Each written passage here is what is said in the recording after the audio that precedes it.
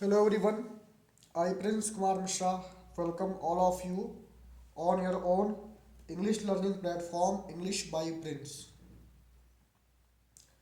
आज के सेशन में जो है हम लोग बहुत ही इम्पोर्टेंट प्रैक्टिस सेट कवर करने जा रहे हैं।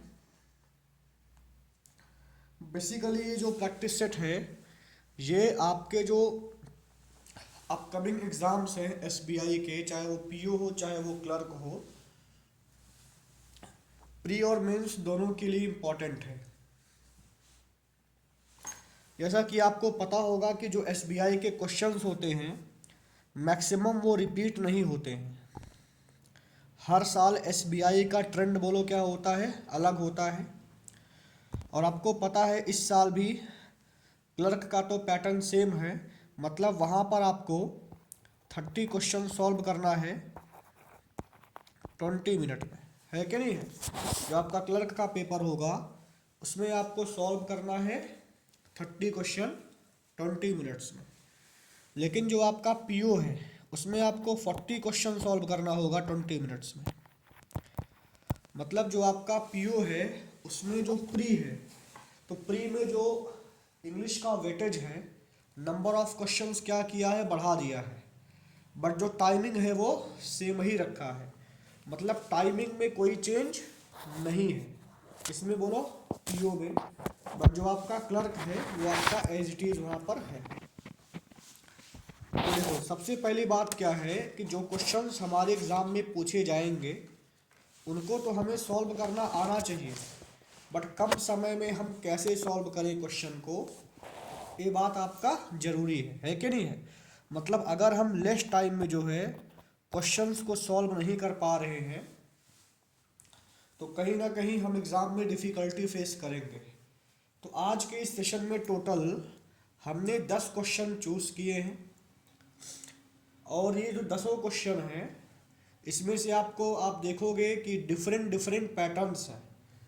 अब आपको यहाँ पर सीखना है कि कैसे हम ऑप्शन को एलिमिनेट करते हैं, कैसे हम जो है सही आंसर को पिक करते हैं। समझ पा रहे हैं। तो क्वेश्चन का आंसर जानना ज़रूरी है, बट क्वेश्चन का जो आंसर है उसको पकड़ने के लिए, उसको फाइंड आउट करने के लिए हम लोग क्या प्रोसेस अपनाएंगे, हमारा क्या तरीका रहेगा, इस बात को भी जो है हम लोग यहाँ पर सीखेंगे। और यहाँ पर जो हमारा मेन फोकस होगा वो होगा अप्रोच को लेकर के, ठीक है। मतलब जो हमारा अप्रोच रहेगा यहाँ पर वो क्या रहेगा, इस बात को जो है हम लोग यहाँ पर देखेंगे, ठीक है। तो टोटल हमारे पास 10 क्वेश्चन है। पहला क्वेश्चन हम देखते हैं। Now we are going to see the first question. चलो भाई, पहला क्वेश्चन क्या लिखा हुआ है। पहला क्वेश्चन लिखा हुआ है कि in the following question a sentence is given 5 times, choose the grammatically correct sentence and mark your answer, ठीक है। अब जो ये इस प्रकार का सवाल है ये आपका क्लर्क में नहीं आता है, ये आता होगा क्लर्क में। देखो पहली बात, हम यहाँ पर क्लर्क और पीओ दोनों को लेकर के चल रहे हैं। तो इस प्रकार के जो क्वेश्चंस होते हैं बेसिकली वो क्लर्क में नहीं पूछे जाते हैं। इस प्रकार के जो क्वेश्चंस होते हैं वो बेसिकली पीओ में पूछे जाते हैं। समझ पा रहे हो ना। तो ये जो क्वेश्चन है, जो क्वेश्चन का ट्रेंड है, ये आपके पीओ का है। और इसमें हम लोग देखेंगे कि इसको हम कैसे आसानी से हम सॉल्व कर सकते हैं, ठीक है। अब यहाँ पर एक ही सेंटेंस को कितनी बार लिखा गया है बोलो, 5 टाइम्स लिखा गया है। एक ही सेंटेंस को 5 बार लिखा गया है। और यहाँ आपको बताना है कि कौन सा सेंटेंस आपका ग्रामेटिकली करेक्ट है। अगर आप पीओ का पेपर देते हो एसबीआई का, तो उसमें 4 से 5 सवाल जो है इस प्रकार के पूछे जाते हैं। अब आपको ध्यान रखना है कि जो इस प्रकार के क्वेश्चंस होते हैं ये काफ़ी टाइम टेकिंग होते हैं। बोलो क्या होते हैं, टाइम टेकिंग होते हैं, है कि नहीं है। क्योंकि इसमें जो है एक ही सेंटेंस 5 तरीक़ों से लिखा हुआ है 5 बार, और आपको उसमें पकड़ना है कि कौन सा बोलो क्या है सही है। मतलब इसमें 4 बोलो क्या होंगे, रॉन्ग होंगे, और आपका एक बोलो क्या होगा, सही होगा। तो अगर 5 में से एक को सही चूज करना काफ़ी डिफिकल्ट टास्क होता है, तो जो ग्रामर के रूल्स हैं, मतलब देखो इस प्रकार के जो क्वेश्चन पेपर में आते हैं, इसमें ग्रामर के बहुत बड़े रूल्स नहीं लगते हैं, मतलब काफ़ी जो डिफिकल्ट रूल्स होते हैं ग्रामर के, वो इस प्रकार के क्वेश्चंस में नहीं पूछे जाते हैं। तो अगर आपको बेसिक ग्रामर रूल्स पता हैं, तो आप ऑप्शन को एलिमिनेट करके जो है यहाँ पर सही आंसर तक पहुँच सकते हैं। समझ पा रहे हो भाई? चलो तो एक एक करके हम लोग देखते हैं। जब भी हम क्वेश्चन को सॉल्व करेंगे, तो देखो किसी भी सेंटेंस में अगर आप एरर को फाइंड आउट करते हो, तो आपको सब्जेक्ट और वर्ब का एग्रीमेंट पहले ही चेक करना है। We need to check the agreement between the subject and verb, ठीक है। और पहले आप देखोगे कि सब्जेक्ट मेरा क्या है, क्या सब्जेक्ट के हिसाब से वर्ब लगा हुआ है कि नहीं लगा हुआ है कि नहीं है। और आपको पता है कि अगर सब्जेक्ट होगा सिंगुलर, तो आने वाला वर्ब बोलो क्या होगा, सिंगुलर होगा। अगर सब्जेक्ट होगा प्लूरल, तो आने वाला वर्ब बोलो क्या होगा, प्लूरल होगा। तो मतलब सब्जेक्ट को पकड़ो, वर्ब को पकड़ो, उन दोनों के एग्रीमेंट को क्या करना है बोलो, चेक करना है। अच्छा चलो भाई देखते हैं। तो पहला स्टेटमेंट क्या लिखा हुआ है, द गवर्नमेंट इंटेंड्स। अब यहाँ पर आपको पता है कि जो तुम्हारा गवर्नमेंट है वो सिंगुलर है, इसके लिए तुम्हारा जो वर्ब आना चाहिए वो क्या होना चाहिए बोलो, सिंगुलर होना चाहिए, है कि नहीं है। तो आपको पता है यहाँ पर गवर्नमेंट सिंगुलर है, वर्ब मेरा सिंगुलर है, लेकिन आपको पता है इंटेंड के साथ जो प्रीपोजिशन लगता है वो बोलो क्या लगता है, टू लगता है। दूसरी बात, यहाँ पर जो तुम्हारा एट है वो तो प्रीपोजिशन है। अब आपको पता है कि प्रीपोजिशन के बाद हम लोग क्या लगाते हैं, नाउन लगाते हैं, या फिर प्रीपोजिशन के बाद हम लोग क्या लगा सकते हैं, प्रोनाउन लगा सकते हैं, या फिर जो मेरा प्रीपोजिशन होता है इसके बाद हम लोग क्या लगा सकते हैं बोलो, जीरेंड लगा सकते हैं, है कि नहीं है। तो प्रीपोजिशन के बाद जो है we can use noun, we can use pronoun, और वी कैन यूज बोलो जीरेंड। लेकिन प्रीपोजिशन के बाद कभी भी वर्ब का इस्तेमाल बोलो नहीं होता है। बट यहाँ पर आप देखोगे कि जो तुम्हारा डाइवेस्ट है ये तुम्हारा बोलो क्या है, वर्ब है। इसीलिए आपको ध्यान रखना है कि किसी भी प्रीपोजिशन के बाद हमें हमेशा क्या चाहिए बोलो, जिरेंड चाहिए, चाहे नाउन आएगा और चाहे क्या आएगा बोलो, प्रोनाउन आएगा। ये भी ध्यान देना है कि किसी भी प्रीपोजिशन के बाद जो प्रोनाउन का केस रहेगा वो हमेशा क्या रहेगा बोलो, ऑब्जेक्टिव केस में रहेगा। समझ पा रहे हो, किसी भी प्रीपोजिशन के बाद इस्तेमाल होने वाले प्रोनाउन का जो केस होगा that will always be in objective case. समझ पाए भाई। तो यहाँ पर आप देखोगे कि एट के बाद वर्ब नहीं आएगा, मतलब ऑप्शन नंबर 1 बोलो क्या है, रॉन्ग है। दूसरा स्टेटमेंट देखते हैं। दूसरा बोला है the government intends to divest. अब यहाँ पर भी गवर्नमेंट तुम्हारा सिंगुलर है, वर्ब आ गया मेरा सिंगुलर, इंटेंड के बाद टू प्लस वर्ब का पहला फॉर्म आया है, ये भी आपका सही है। बट आप देखोगे कि यहाँ पर देयर का इस्तेमाल कर दिया गया है, और आपको पता है कि जो तुम्हारा देयर है वो बोलो क्या है, प्लूरल है। बट यहाँ पर जो तुम्हारा गवर्नमेंट है वो बोलो क्या है, सिंगुलर है। अब तुम्हारा सब्जेक्ट जो हो गया वो तुम्हारा सिंगुलर है, बट सब्जेक्ट के लिए जो हमने लगा दिया क्या बोलो, प्रोनाउन, वो भी तुम्हारा बोलो क्या है, प्लूरल हो गया है। इसीलिए ऑप्शन नंबर 2 भी आपका बोलो क्या हो गया, एलिमिनेट हो गया। ठीक है, चलो तीसरा बोला गया the government intends to divest its share. अब यहाँ पर सब्जेक्ट भी मेरा सिंगुलर है, वर्ब भी मेरा सिंगुलर है, टू के बाद वर्ब का पहला फॉर्म आ गया। अब देखो यहाँ पर टू तुम्हारा प्रीपोजिशन नहीं है, आपको ध्यान देना है यहाँ पर जो तुम्हारा टू प्लस वर्ब का पहला फॉर्म इस्तेमाल हुआ है जिसको हम लोग बोलते हैं क्या बोलो, इन्फिनिटिव बोलते हैं। समझ पा रहे हो, तो टू तुम्हारा प्रीपोजिशन का भी काम करता है, और अगर हम टू के साथ जो है वर्ब का पहला फॉर्म इस्तेमाल करते हैं तो इसी चीज़ को जो है हम लोग बोलते हैं इन्फिनिटिव। बोलो क्या बोलते हैं भाई, इन्फिनिटिव बोलते हैं। समझ पा रहे हो। तो बोला गया है to its share in the life insurance giant in this financial year बोल दिया गया। समझ पा रहे हो ना? In the life insurance giant in this financial year. चौथा बोला गया है कि the government intends to divest its share in the life insurance giant within लगा दिया गया है कि नहीं है। अब आपको पता है कि विदिन का मतलब होता है समय के पहले, इन का मतलब होता है कि उस टाइम में। समझ पा रहे हो? तो आपको ध्यान देना है कि यहाँ पर उस फिनेंशियल ईयर में काम खत्म करने की बात किया जा रहा है ना, मतलब उसको शेयर करने का बात किया जा रहा है। इसीलिए ऑप्शन नंबर 4 भी बोलो क्या होगा? गलत होगा, बिकॉज ऑफ दिस विदिन। समझ पा रहे हो? और पांचवा लिखा हुआ है द गवर्नमेंट इंटेंड। अब पांचवा भी आपका कट गया। क्यों कट गया? क्योंकि जो तुम्हारा गवर्नमेंट है ये बोलो क्या है? सिंगुलर है कि नहीं है? और जो तुम्हारा इंटेंड है ये बोलो क्या है? प्लूरल है। तो गवर्नमेंट तुम्हारा सिंगुलर है, इंटेंड तुम्हारा प्लूरल है, इसीलिए ऑप्शन नंबर जो आपका 5 है ये भी क्या हो गया बोलो? एलिमिनेट हो गया।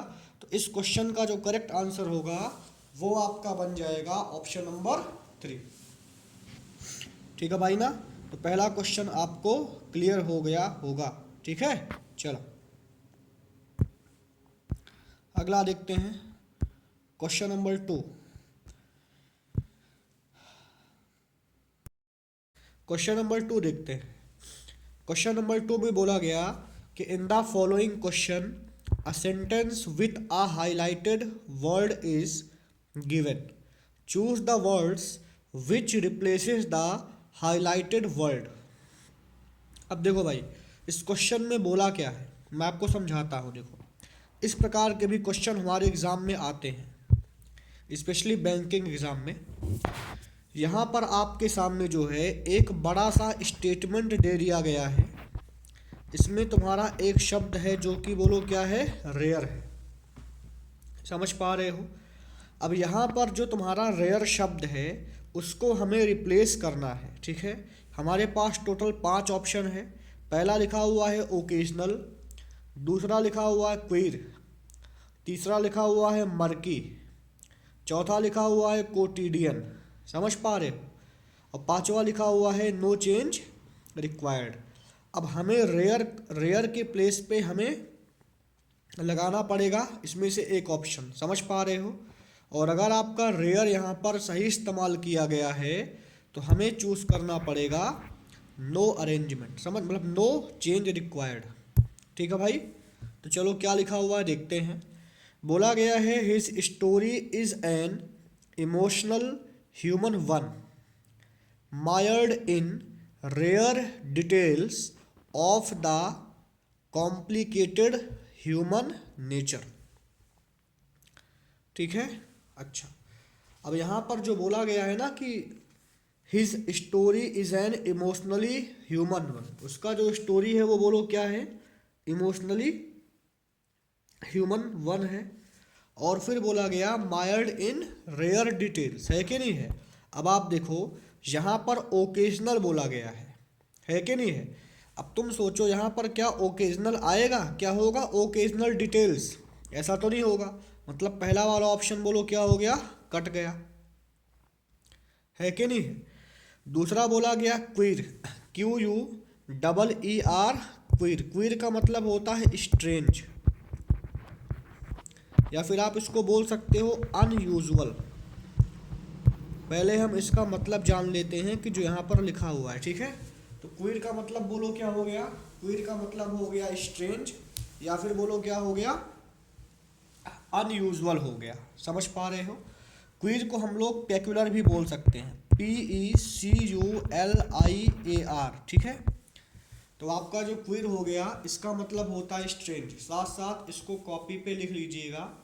क्वीर का मतलब होता है स्ट्रेंज, इसको हम लोग बोल सकते हैं पेक्युलर, अनयूजुअल। समझ पा रहे हो? चलो, इसके बाद जो लिखा हुआ है मर्की। मर्की का मतलब होता है सैड, या फिर इसको हम लोग बोल सकते हैं ग्लूमी। ठीक है, मर्की का मतलब जो बहुत ज़्यादा बोलो क्या हो? दुखी हो, उसको हम लोग क्या बोलते हैं बोलो भाई? मर्की बोलते हैं। समझ पा रहे हो? ठीक है, मर्की। या फिर आप इसको बोल सकते हो डार्क, मतलब जो डिम हो बहुत ज़्यादा, बोलो क्या हो, डिम हो। और आपको पता है मर्की तुम्हारा एक कैसा वर्ड है, बोलो नेगेटिव वर्ड, ठीक है। उसके बाद जो शब्द हमारे सामने लिखा हुआ है वो आपके सामने लिखा हुआ है कोटिडियन। कोटिडियन का मतलब होता है ऑर्डिनरी, या फिर आप इसको मुंडेन भी बोलते हो, MUNDANE, ठीक है। याद कर लेना, जो तुम्हारा कोटिडियन होता है, कोटिडियन का मतलब होता है ऑर्डिनरी, या फिर इसको हम लोग बोल सकते हैं मुंडेन, ठीक है। नॉट वेरी स्पेसिफिक, उसी को हम लोग क्या बोलते हैं, बोलो कोटिडियन बोलते हैं।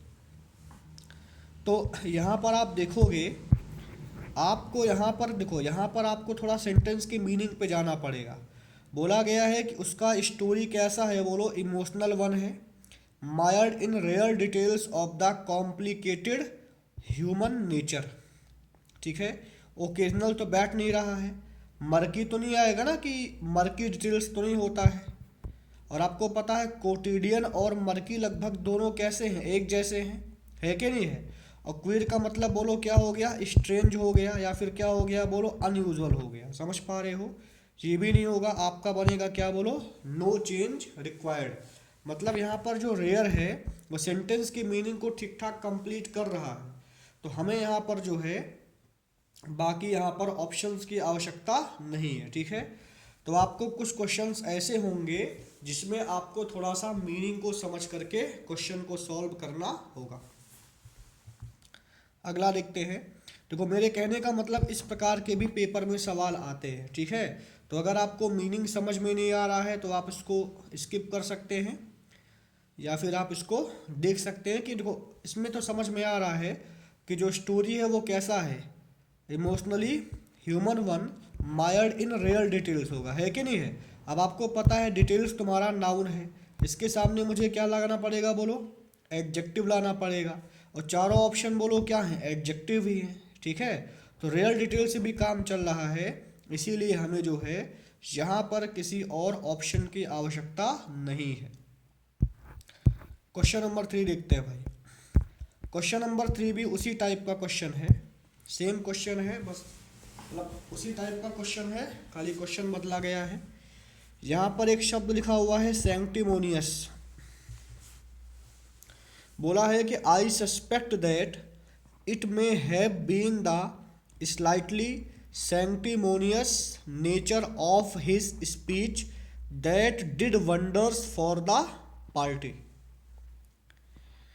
अब वहाँ पर जो उसका स्पीच था वो कैसा था, थोड़ा सा सैंक्टिमोनियस नेचर का था, जिसने जो है पार्टी के लिए क्या कर दिया, बोलो वंडर्स कर दिया। मतलब पार्टी को थोड़ा सा आश्चर्यचकित कर दिया, मतलब कुछ न कुछ दमदार स्पीच की बात वहाँ पर हो रहा है कि नहीं है।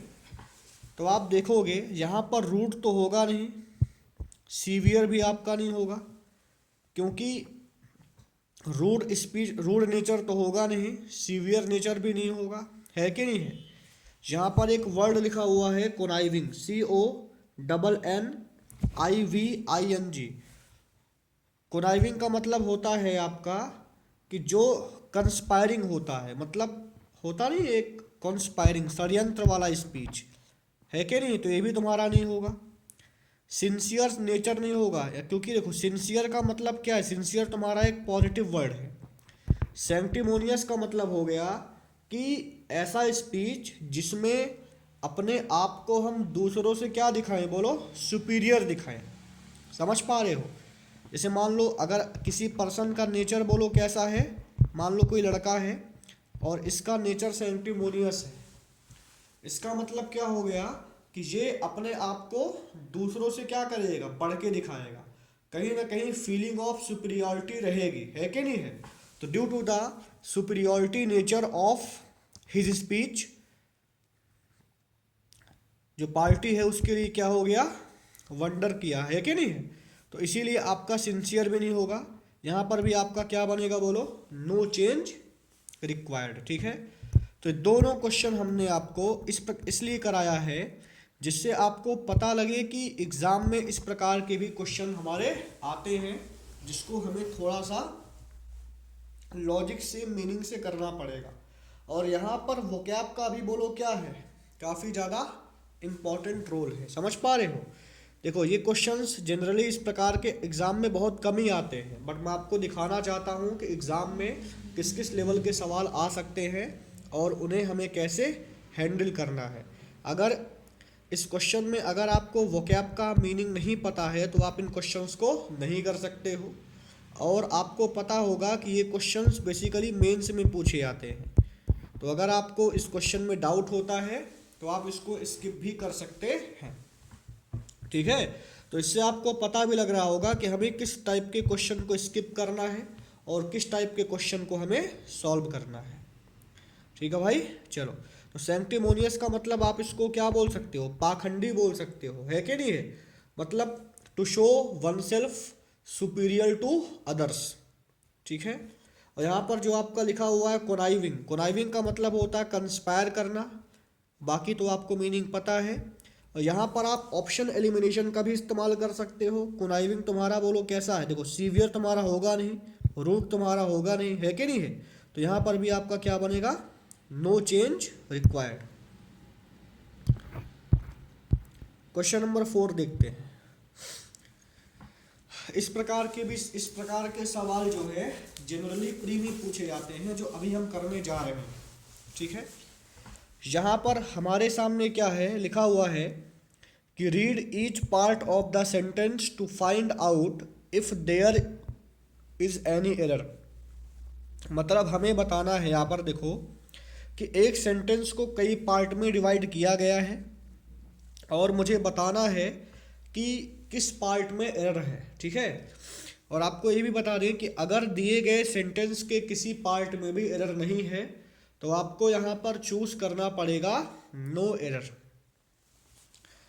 पहला बोला गया स्टेटमेंट कि you see neither of my. अब आप ध्यान देना कि जो तुम्हारा आइदर हो गया, नाइदर हो गया, ठीक है, आइदर हो गया, नाइदर हो गया, इसके बाद अगर ऑफ लगाओगे तो नाउन तुम्हारा आता है प्लूरल काउंटेबल नाउन। ठीक है, और वर्ब तुम्हारा बोलो क्या आएगा, सिंगुलर आएगा। इसमें आप ईच को भी शामिल कर सकते हो। ठीक है, ईच हो गया। जो तुम्हारा ईच है, आइदर है और नाइदर है, इसको हम लोग क्या बोलते हैं, इसको हम लोग बोलते हैं डिस्ट्रीब्यूटिव प्रोनाउन बोलते हैं। समझ पा रहे हो? ईच का इस्तेमाल हम लोग दो या दो से ज़्यादा के लिए करते हैं। Each is used for two और मोर देन टू। समझ पा रहे हो भाई? ईच का इस्तेमाल किसके लिए करते हैं बोलो, टू और मोर देन टू के लिए करते हैं। लेकिन जो तुम्हारा आइदर होता है, इसका इस्तेमाल हम लोग करते हैं वन आउट ऑफ टू के लिए। किसके लिए करते हैं बोलो, वन आउट ऑफ टू के लिए करते हैं। नाइदर का इस्तेमाल हम लोग करते हैं नन आउट ऑफ टू के लिए। ठीक है, और आपको ध्यान रखना है अगर कहीं पर ईच ऑफ, इसको लिख लीजिए अच्छे से, लिखा देते हैं आपको। देखो अगर कभी भी आता है ईच ऑफ, आइदर ऑफ या फिर नाइदर ऑफ, तो इन सब के बाद नाउन हमेशा आएगा प्लूरल काउंटेबल, और आने वाला जो वर्ब होगा वो बोलो क्या होगा, सिंगुलर हो जाएगा। समझ पा रहे हो भाई ना? इसको ध्यान रखना, क्योंकि जो तुम्हारे ईच होते हैं, आइदर होते हैं, नाइदर होते हैं, ये कभी भी नंबर नहीं बताते। इनका इस्तेमाल जो है किसी ग्रुप में, मान लो एक ग्रुप है, उसमें जो मेंबर्स हैं उनको हम पॉइंट करने के लिए करते हैं, ना कि नंबर बताने के लिए। समझ पा रहे हो? इसीलिए जो है दे आर ऑलवेज सिंगुलर। याद कर लेना कि जितने भी तुम्हारे डिस्ट्रीब्यूटिव प्रोनाउंस होते हैं they are always singular, that's why we use verb singular. अब बहुत सारों में से हम एक एक को पॉइंट करते हैं, इसीलिए इनके बाद जो नाउन आता है वो हमेशा बोलो क्या लगता है, प्लूरल काउंटेबल नाउन लगता है। बात को समझ पाए भाई? चलो अब सवाल देखते हैं। यहाँ पर जो तुम्हारा बोला गया है neither of my, neither of के बाद जो है नाउन क्या आ गया बोलो, प्लूरल काउंटेबल आ गया, विच इज़ करेक्ट। बट यहाँ पर जो वर्ब लिखा हुआ है वो लिखा हुआ है डिस्क्राइब। अब तुम्हें पता है डिस्क्राइब तुम्हारा बोलो क्या है, प्लूरल है, और इसका सिंगुलर बोलो क्या बन जाएगा, डिस्क्राइब्स बन जाएगा। इसीलिए ऑप्शन नंबर 2 बोलो क्या होगा, इनकरेक्ट होगा। समझ पा रहे हो? तो इस क्वेश्चन का जो आंसर होगा वो बोलो क्या होगा, ऑप्शन नंबर 2। ठीक है भाई। तो इस प्रकार जो ग्रामर के रूल्स होते हैं उनको हमें अच्छे से पढ़ना है, जिससे हम क्वेश्चन को ब्रेक करके रूल्स को इम्प्लीमेंट कर सके। आपका टोटल जो है 4 सवाल सॉल्व हो गया। अगला देखते हैं क्वेश्चन नंबर 5। क्वेश्चन नंबर जो 5 है, ये इस प्रकार के जो सवाल हैं ये आपके प्री में भी ये पूछे जाते हैं और साथ में कभी कभार मेंस में भी पूछे जाते हैं। समझ पा रहे हो? अगर आप स्पेशली एसबीआई का एग्ज़ाम दोगे तो एसबीआई में इस प्रकार के सवाल ज़्यादा पूछे जाते हैं, जिसमें आपके सामने एक वर्ड दे दिया जाएगा और उस वर्ड का इस्तेमाल 3 या 4 सेंटेंस में किया जाएगा और आपको पता लगाना रहेगा कि इसमें से जो है कौन सा सेंटेंस जो है सही है या फिर किस सेंटेंस में उस वर्ड का इस्तेमाल सही किया गया है। समझ पा रहे हो? मेंस में अगर पूछा जाता है तो जो आपका लैंग्वेज होता है वो थोड़ा लेंदी होता है, वर्ड आपका थोड़ा डिफिकल्ट होता है। बट अगर प्री में पूछेगा तो थोड़ा सा वो नॉर्मल वर्ड पूछा जाता है। समझ पा रहे हो? इस प्रकार के भी सवाल हमारे एग्ज़ाम में आते हैं और इस प्रकार के सवाल बैंक में ही पूछे जाते हैं। किस में पूछे जाते हैं बोलो? बैंक में। समझ पा रहे हो ना? और आपको एसबीआई में तो आपको मिलेगा ही मिलेगा। ठीक है, एसबीआई में तो पक्का मिलेगा और आप देखोगे प्री में ही आपको मिल जाएगा इस बार। ठीक है भाई, चलो तो देखते हैं। समझ गए होगे? यहाँ पर हमें करना क्या है भाई, यहाँ पर हमें कुछ नहीं करना है। यहाँ पर एक शब्द लिखा हुआ है कंसल्ट। क्या लिखा हुआ है? कंसल्ट। अब कंसल्ट का इस्तेमाल जो है टोटल 3 ऑप्शन में किया गया है। जो तुम्हारा कंसल्ट है उसका इस्तेमाल जो है कितने ऑप्शन में किया गया है बोलो भाई? 3 ऑप्शन में किया गया है कि नहीं है? हाँ। अब मुझे बताना है 3 सेंटेंस में सॉरी किया गया है। मुझे बताना है कि इसमें से कौन सा जो आपका सेंटेंस है वो करेक्ट होगा। अब आपको पता है कि सबसे पहले जो वर्ड हमारे सामने आया है हमें जान लेना है कि वो कौन सा पार्ट ऑफ स्पीच है कि नहीं है। तो आप देखोगे जो तुम्हारा यहाँ पर कंसल्ट है ये वर्ब का काम कर रहा है। किसका काम कर रहा है बोलो भाई? वर्ब का। यहाँ पर जो तुम्हारा कंसल्ट है वो वर्ब का काम कर रहा है। समझ पा रहे हो? चलो अब आपको क्या करना पड़ेगा कि एक एक स्टेटमेंट को पढ़िए। अब आपको ये भी पता है कि जो तुम्हारा टू होता है इसके बाद हमें वर्ब का पहला फॉर्म इस्तेमाल करना चाहिए। बोला है the way peoples use abusive language to consult each other. Consult का मतलब क्या हो गया? मतलब आपस में तालमेल बैठाना। Presents particular problems for teacher. तो यहाँ पर आप देखोगे कंसल्ट का इस्तेमाल एज अ वर्ब किया गया है। अब आपको ध्यान देना है कि यहाँ पर कंसल्ट एक वर्ब ही तो है, तो क्वेश्चन में भी कंसल्ट का इस्तेमाल किसकी तरह होगा बोलो? वर्ब की तरह होगा। इसीलिए यहाँ पर देखोगे टू प्लस वर्ब का पहला फॉर्म आता है और यहाँ पर मीनिंग भी आ रहा है, तो पहला वाला आपका क्या होगा बोलो? सही होगा। दूसरा बोला गया कि before taking action you are strongly recommended to consult an accountant. है कि नहीं है? यहाँ पर भी कंसल्ट का मतलब क्या हो गया? एक बार बातचीत करना हो गया। सही है। तीसरा बोला गया the king is unlikely to forgive the consult offered. अब यहाँ पर आप देखोगे, अब देखो यहाँ पर आप ग्रामर कैसे लगाओगे, क्योंकि कई बार मीनिंग भी आपको समझ में नहीं आता होगा। जो तुम्हारा दा हो गया, दा तुम्हारा एक आर्टिकल है कि नहीं है? और दा का इस्तेमाल हम बेसिकली किसके साथ करते हैं बोलो? नाउन के साथ करते हैं, या फिर एडजेक्टिव के सामने भी हम दा का इस्तेमाल करते हैं। बट कभी भी दा का इस्तेमाल किसी वर्ब के सामने बोलो नहीं होता है। इसीलिए ऑप्शन नंबर सी आपका बोलो कट जाएगा। समझ पा रहे हो? तो यहाँ पर जो आपका करेक्ट ऑप्शन बनेगा वो क्या बनेगा? Both A and B. मतलब जो आपका सेंटेंस ए है और जो सेंटेंस आपका बी है, इसी में जो है कंसर्ट का सही इस्तेमाल किया गया है। समझ पा रहे हो भाई? तो आपको ध्यान देना है कि इस प्रकार के क्वेश्चन भी हमारे पेपर में आते हैं और इनको हमें कैसे सॉल्व करना चाहिए। अगला देखो, उसी टाइप का सवाल यहाँ पर किया गया, उसी टाइप का सवाल यहाँ पर है कि नहीं है?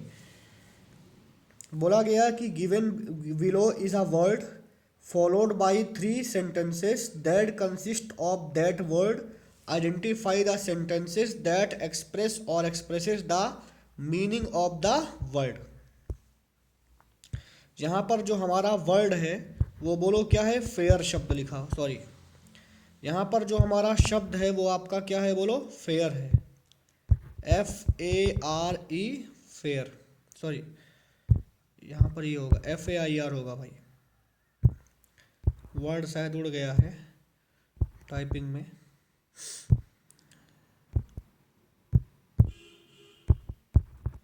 हाँ, FAIR फेयर शब्द है, ठीक है।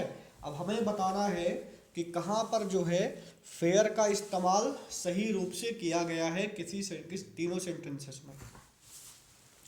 पहला तुम्हारा सेंटेंस नंबर ए है, दूसरा तुम्हारा सेंटेंस नंबर बी है कि नहीं है?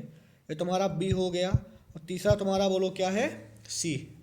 अब फेयर का तो मतलब आपको पता होगा ना कि फेयर का मतलब ठीक ठाक होता है। तो बोला गया है the group has achieved fair and equal representation. यहाँ पर आपका ये सही है, फेयर एंड इक्वल का मतलब ठीक ठाक रिप्रेजेंटेशन, मतलब ए वाला आपका क्या होगा? करेक्ट होगा, ठीक है भाई। दूसरा बोला गया शी शुड फेयर वेल। अब आपको पता है फेयर वेल में जो है, यानी she should fair well in this competition, है कि नहीं है? अब यहाँ पर उसको क्या करना चाहिए बोलो? फेयरवेल कर। अब देखो एक वर्ड होता है फेयरवेल, ये फेयरवेल अलग है, इसका मतलब विदाई होता है कि नहीं है?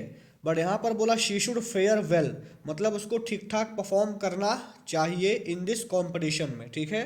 तो यहाँ पर आपका जो फेयर होगा इसका मतलब बोलो क्या होगा? ठीक है। तीसरा बोला गया we should go to Spain but we can not afford the air fair.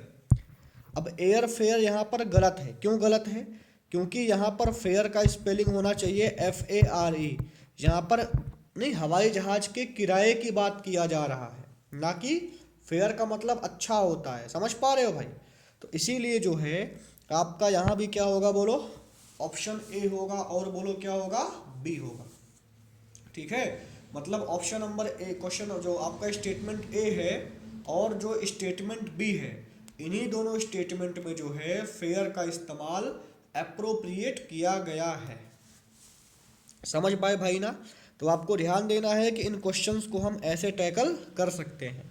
इसमें आपको मीनिंग लगाना पड़ेगा और ध्यान देना पड़ेगा कि कौन सा पार्ट ऑफ स्पीच है वो वर्ड, और उस पार्ट ऑफ स्पीच का इस्तेमाल कैसे होता है। अगर ये आपको पता है तो ईजिली आप ऑप्शन को एलिमिनेट करके जो है क्वेश्चन को सॉल्व कर सकते हो। अगला देखिए भाई, ये जो सवाल है ये भी आपका प्री प्लस मेंस दोनों है। मतलब इस प्रकार का सवाल भी जो है हमारे प्री में भी आता है और बोलो किस में आता है? मेंस में भी आता है। मतलब ये भी जो है प्री और मेंस दोनों में पूछा जाता है। बोला गया है कि in the sentence certain words are in bold and numbered from A to E, which are the possible pairs to be interchanged. Choose the pairs of words which need to be interchanged to make the sentence grammatically correct and meaningful. अब मैं आपको बताता हूँ क्या करना है इसमें। देखो आपके सामने एक स्टेटमेंट लिखा हुआ है, उस स्टेटमेंट के कई, उसमें आपको पता होगा कि यहाँ पर जो है कुछ ऐसे वर्ड्स हैं जो हाईलाइटेड हैं, जैसे प्रोक्लेम लिखा हुआ है, रिप्रेस लिखा हुआ है, आपका डिमांड्स हो गया, क्लेम्स हो गया, और बोलो क्या हो गया? गारंटर हो गया। अब आपको बताना है कि यहाँ पर जो है दो वर्ड ऐसे हैं जिनको आपस में क्या किया गया है? इंटरचेंज मतलब हमें करना है, दो वर्ड को आपस में क्या करना है, इंटरचेंज करना है, जिससे सेंटेंस का एक प्रॉपर मीनिंग आए। मतलब दो वर्ड ऐसे हैं जिनके पोजीशन को आपस में क्या किया गया है, बोलो, बदल दिया गया है, और हमें देखना है कि कौन सा वर्ड है जिसको हम इंटरचेंज करें जिससे सेंटेंस का एक प्रॉपर मीनिंग निकल के आए। ठीक है भाई। तो पहला जो ए लिखा हुआ है, ए का तुम्हारा क्या वर्ड है, प्रोक्लेम है। बी आया हुआ है रिप्रेस के लिए। सी आया हुआ है डिमांड्स के लिए। डी आया हुआ है क्लेम्स के लिए। ई आया हुआ है, बोलो, गारंटर के लिए। अब आप एक चीज का ध्यान दीजिएगा, इस प्रकार के क्वेश्चन को हमें मीनिंग से नहीं करना होता है। इस प्रकार के क्वेश्चन में हमें ऑप्शन को एलिमिनेट करना होगा। दूसरी बात, ग्रामर लगाना पड़ेगा। ठीक है। तीसरी बात, थोड़ा सा हमें जो है, देखो, उस पार्ट पे फोकस करना है जिससे हमें एक ही बार में जो है आंसर मिल जाए। ठीक है। चलो, तो मीनिंग क्या है हमें नहीं पता, मीनिंग के अलावा क्या कर सकते हैं वो चीज़ हम इसमें देखते हैं। चलो भाई देखो, अब आपको पता है, यहाँ पर तुम्हें पता है कि टू जो होता है, टू के बाद हमेशा वर्ब का कौन सा फॉर्म आता है, बोलो, पहला फॉर्म आता है। बट यहाँ पर आप देखोगे कि डी वाला जो लिखा हुआ है क्लेम्स, क्लेम्स के पहले इस्तेमाल किसका हुआ है, क्लेम्स के पहले इस्तेमाल हुआ है टू का। तो टू के बाद जो है वर्ब का पांचवा फॉर्म तो नहीं आ सकता ना। टू के बाद हमें लगाना पड़ेगा पहला फॉर्म, मतलब बेस फॉर्म लगाना पड़ेगा, जिसको हम लोग क्या बोलते हैं, बोलो, टू इन्फिनिटिव बोलते हैं। मतलब डी वाला क्या होगा, बोलो, किसी के साथ इंटरचेंज होगा। मतलब मेरा वही ऑप्शन होगा जिसमें डी को इंटरचेंज किया गया होगा किसी दूसरे वर्ड के साथ। अब यहाँ पर नन ऑफ दिस तो होगा। अब देखो, नन ऑफ दिस हो भी सकता है, मतलब ए तो कट गया। क्यों कट गया, क्योंकि ए में डी तो है ही नहीं। बी सी भी आपका, बोलो, क्या हो गया, कट गया। अब इंटरचेंज होगा या फिर ए डी, या फिर तुम्हारा होगा बी डी, या फिर तुम्हारा, बोलो, क्या होगा, नन ऑफ दिस। ठीक है।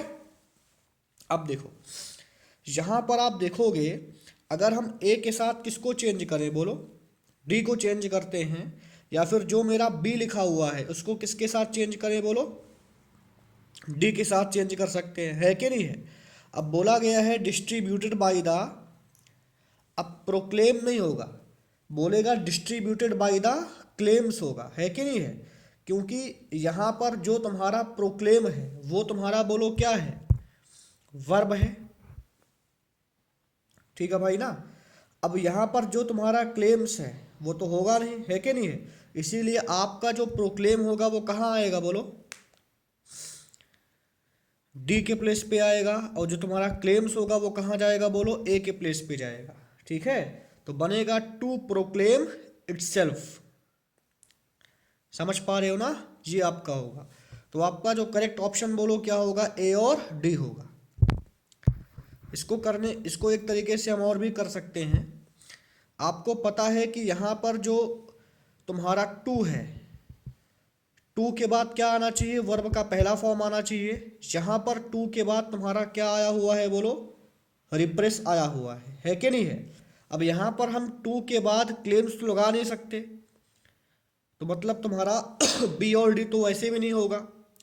अगर हम इसको टू के बाद हमें चाहिए वर्ब का पहला फॉर्म, जो कि, बोलो, क्या है, प्रोक्लेम है, तो ए और बी तो ऑप्शन में है ही नहीं, है कि नहीं है। इसीलिए आपका करेक्ट क्या बन जाएगा, बोलो, ए और डी बन जाएगा। ठीक है। तो आप ध्यान दीजिएगा कि इसको हम जो है ग्रामर से, ऑप्शन एलिमिनेशन से ही हमें इसको सॉल्व करना है। मीनिंग से करेंगे तो थोड़ा आपको, बोलो, क्या होगा, डिफिकल्टी होगा। ठीक है। आपको समझ में आया होगा, अगर जो लोग फ्रेशर हैं उनको थोड़ा दिक्कत होगी। ठीक है भाई। चलो, अगला क्वेश्चन, क्वेश्चन नंबर 8। अब देखो, क्वेश्चन नंबर 8 भी, बोलो, क्या है, उसी टाइप का है। जो तुम्हारा क्वेश्चन नंबर 8 है ये भी, बोलो, क्या है, उसी टाइप का क्वेश्चन है।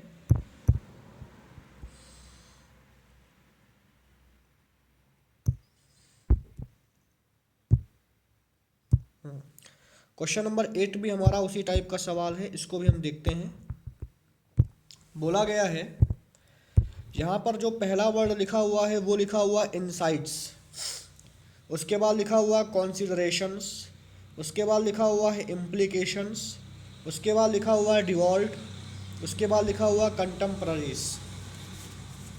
ठीक है। अब देखो वर्ड का मतलब क्या है वो जानने की आवश्यकता आपको नहीं है। अगर आपको पता है कि ये वर्ड कौन सा पार्ट ऑफ स्पीच है और इसका इस्तेमाल हमें सेंटेंस में कैसे करना है और ऑप्शन एलिमिनेशन आता है तो आप इन क्वेश्चंस को आसानी से सॉल्व कर दोगे। अब हमें सेंटेंस के उसी पार्ट पे फोकस करना है जहां से हमारा जो आंसर है वो एक ही बार में बोलो क्या हो निकल आए। अब क्या कर सकते हैं, देखो सबसे पहली बात क्या है,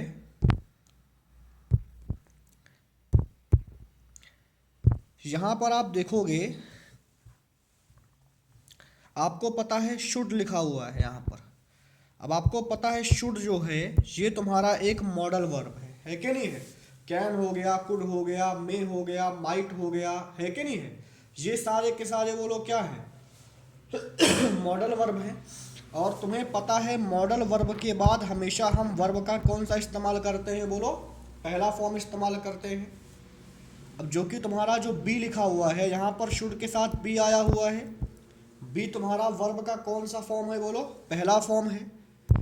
लेकिन एक बात ध्यान रखना, अगर कभी भी शुड आए या फिर मॉडल वर्ब का इस्तेमाल होता है और अगर मॉडल वर्ब के साथ साथ बी लिखा हुआ है तो बी के बाद हमेशा वर्ब का तीसरा फॉर्म इस्तेमाल करते हैं। इस बात को आप चाहे नोट डाउन कर लीजिए। देखो ये ग्रामर का रूल है, ठीक है। इसको मैं थोड़ा सा ठीक करके लिख देता हूँ। मॉडल वर्ब तो आपको पता होगा ना, कैन, कुड, मे, माइट। तो अगर आपके सामने कभी भी मॉडल वर्ब आ रहा है और उसके बाद अगर बी लगा हुआ है तो बी के बाद जो है हमें वर्ब के तीसरे फॉर्म का इस्तेमाल करना चाहिए। ठीक है, ये आपका ग्रामर का रूल है, ये आपको पहले से आना चाहिए। समझ पा रहे हो।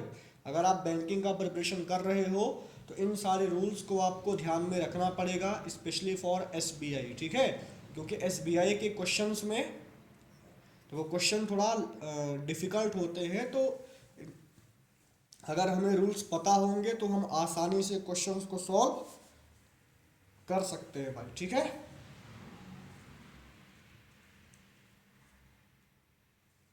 तो देखते हैं।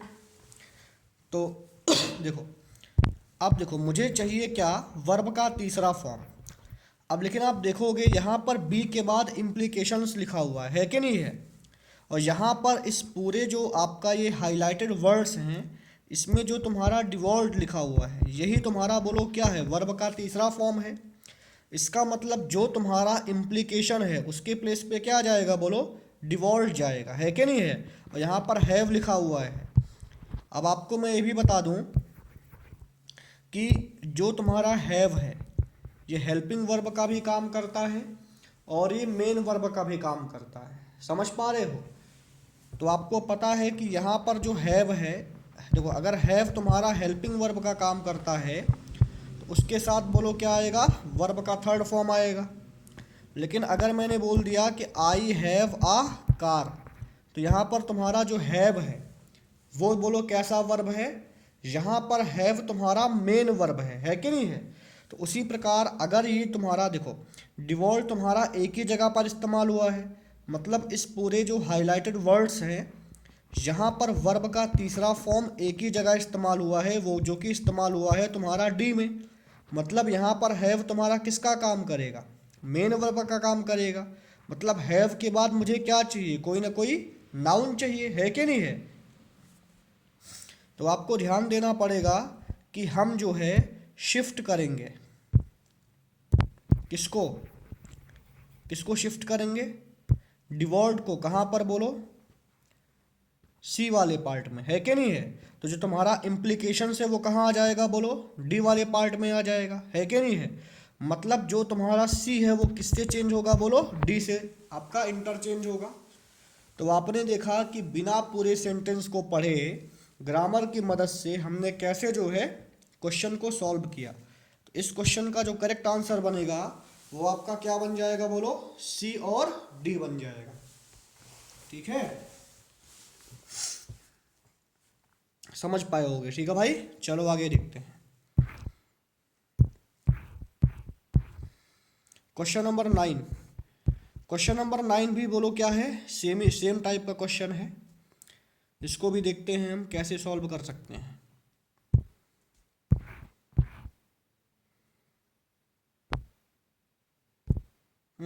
चलो, यहाँ पर पहला ए में लिखा हुआ है राइट, दूसरा लिखा हुआ है डिवाइड, तीसरा लिखा हुआ है ग्रैबर्स, चौथा लिखा हुआ है प्रिटेस्ट, पांचवा लिखा हुआ है गैदर। ठीक है भाई, चलो अब यहाँ पर भी हमें क्या करना है, ध्यान देना है। अब आप देखोगे कि यहाँ पर जो ग्रैबर्स है सी के पहले इस्तेमाल किसका किया, बोलो ए का। अब ए का मतलब क्या होगा, बोलो एक होता है। अब आपको पता है ए के बाद हमेशा जो है, आपको इसको लिख लेना भाई, ठीक है। जो तुम्हारा ए हो गया या एन हो गया, इसके बाद हमेशा सिंगुलर काउंटेबल नाउन का इस्तेमाल करते हैं। ए या एन के बाद जो है हमेशा इस्तेमाल किसका करते हैं, बोलो सिंगुलर काउंटेबल नाउन का करते हैं। समझ पा रहे हो। अब यहाँ पर तुम्हारा लिखा हुआ है ग्रैबर्स, ग्रैबर्स तुम्हारा बोलो क्या है, प्लूरल काउंटेबल नाउन है कि नहीं। अगर ग्रैबर होता तो हम मान सकते थे, ठीक है, बट यहाँ पर क्या लगा दिया, बोलो ग्रैबर्स लगा दिया। क्या बोलोगे तुम, आप बॉयज़, ऐसा तो नहीं होगा ना। इसीलिए जो है यहाँ पर आप देखोगे कि सी वाला क्या होगा, बोलो इंटरचेंज होगा, किसी के साथ इंटरचेंज बोलो होगा, बोलो क्या, सी। मतलब ऑप्शन नंबर ए बी कटा, बी डी कटा और डी ई कटा, वही ऑप्शन होगा मेरा करेक्ट जिसमें सी को इंटरचेंज किया जाएगा। अब आप देखोगे कि जो तुम्हारा बी है या फिर जो तुम्हारा लास्ट वाला ऑप्शन है, इसी में सी को ई के साथ किया जा रहा है या फिर सी को बोलो ए के साथ किया जा रहा है। समझ पा रहे हो।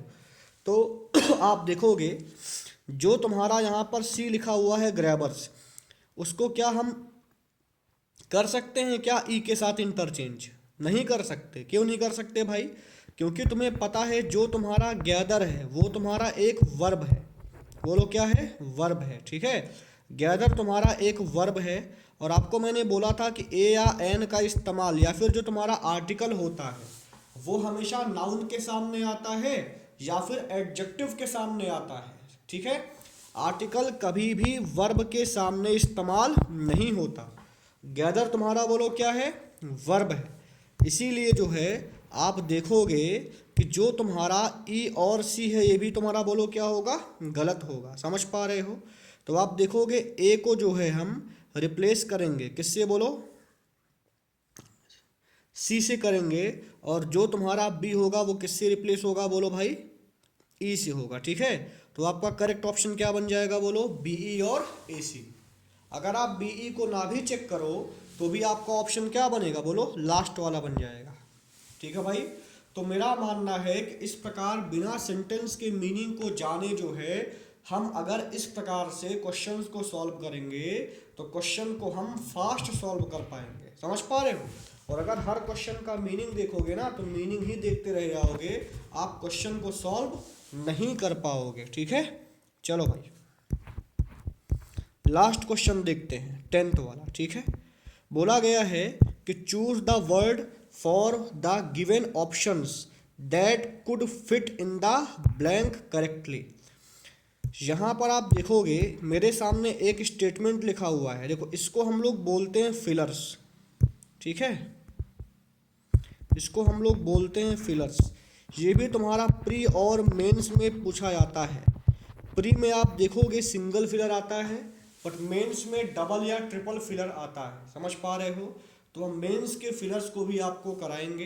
अब देखो आप ध्यान देना कि हम यहाँ पर जो है कैसे इस क्वेश्चन को सॉल्व करते हैं। इसमें भी आपको ग्रामर लगाना पड़ेगा, ऑप्शन एलिमिनेशन लगेगा, है कि देखो ग्रामर और ऑप्शन एलिमिनेशन से ही मैक्सिमम क्वेश्चन सॉल्व हो जाएंगे। ठीक है, अगर आपको तरीका पता है, और वो तरीका मैं आपको धीरे धीरे बताऊंगा, बट कहीं कहीं आपको मीनिंग भी लगाना पड़ेगा। अब तुम्हें पता है यहाँ पर बोला गया in 1890 he visited Berlin to dash himself. अब आपको पता है यहाँ पर हिमसेल्फ तुम्हारा बोलो क्या है? हिमसेल्फ तुम्हारा यहाँ पर रिफ्लेक्सिव प्रोनाउन है। बोलो क्या है? रिफ्लेक्सिव प्रोनाउन है।